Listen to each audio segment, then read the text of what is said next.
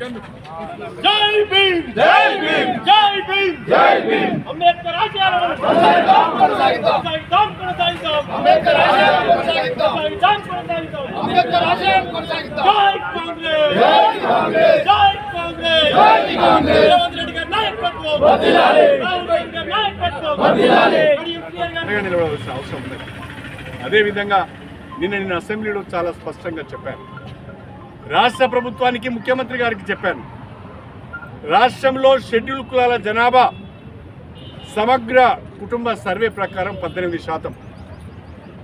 అదేవిధంగా కాంగ్రెస్ ప్రభుత్వం వచ్చిన తర్వాత నిర్వహించిన కులగణన సర్వేలో కూడా షెడ్యూల్ కులాల జనాభా 17.43%.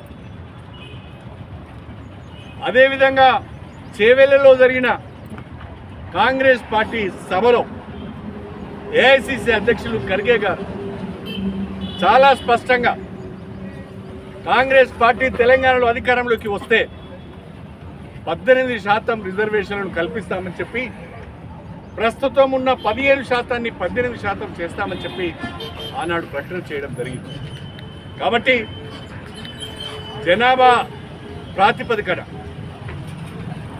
తక్షణమే తెలంగాణ రాష్ట్రంలో షెడ్యూల్ కులాల రిజర్వేషన్లను 17% నుంచి 18%కి పెంచాలని చెప్పి నేను ప్రభుత్వాన్ని డిమాండ్ చేస్తున్నాను.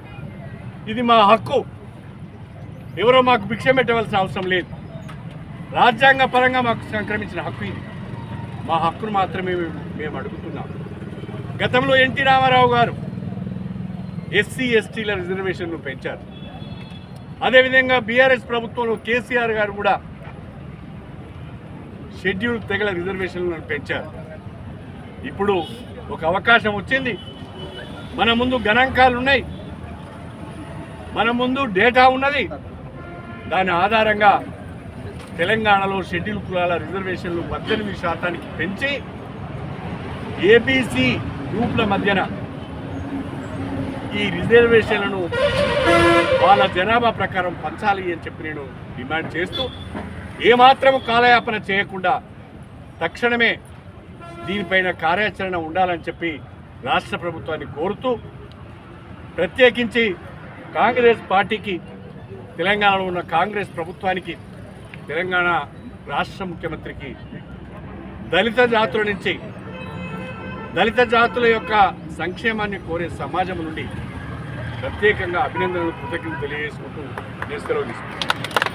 జై కాంగ్రెస్, జై కాంగ్రెస్, జై అంబేద్కర్, జై అంబేద్కర్, జై అంబేద్కర్.